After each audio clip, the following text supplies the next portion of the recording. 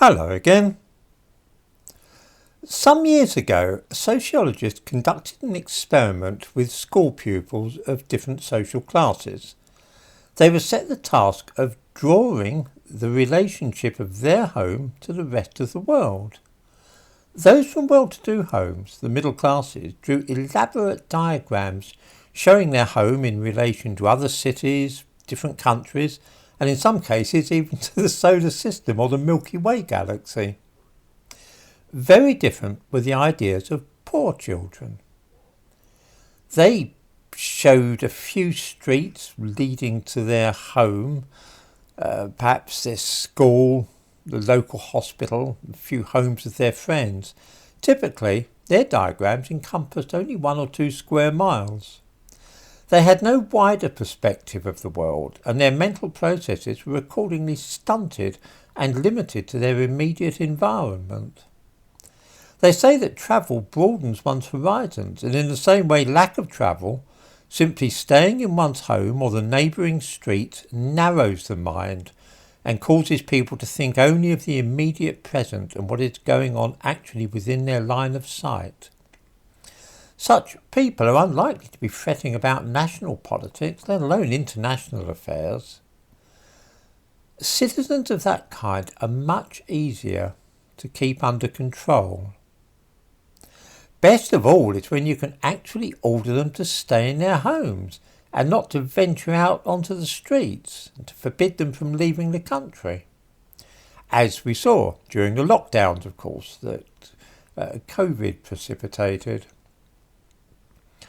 Right now, a slow war of attrition is being waged in Britain against those who wish to drive private motor vehicles. There are various extra taxes to be paid in low emission zones. 20-mile-an-hour speed limits being imposed even on rural roads in places like Surrey. Low traffic neighbourhoods are being created, and fuel is becoming more and more expensive. Within a few years, petrol-driven motor cars will be completely illegal, and only electric cars will be allowed. Of course, by then, electricity will be so expensive that only the rich will be able to afford to use their cars. At the same time, the cost of travelling by public transport, taking a train to another city, say, is hideously expensive, and soon only wealthy businessmen will be able to afford trips of that kind. Bus services are cut and the subliminal message is clear: stay at home.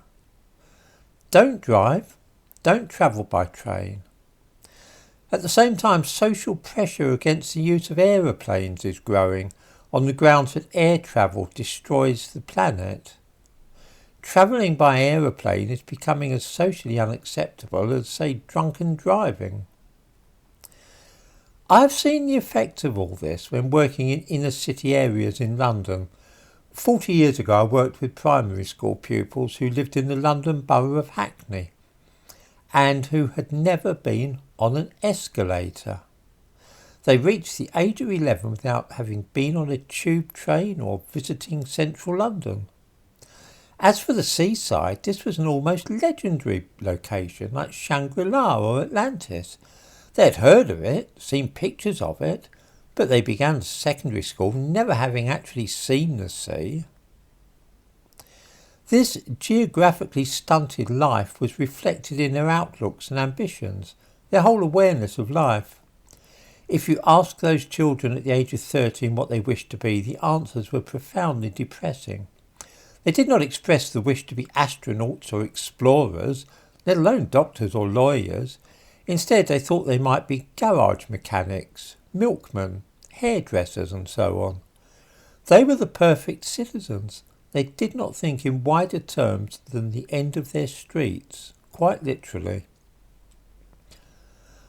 I'm more than half persuaded that there is an intention to reduce all citizens to this state, and that preventing them from travelling and seeing different places is a good beginning in restricting their perspective physically and mentally. I have an idea that the ideal from the point of view of our masters would be if we only left our homes to work and then came straight home again without leaving our house for any other reason. Eventually, the citizens of sophisticated 21st century countries will in this way be reduced to the position of medieval peasants who lived their whole lives without leaving the village where they had been born.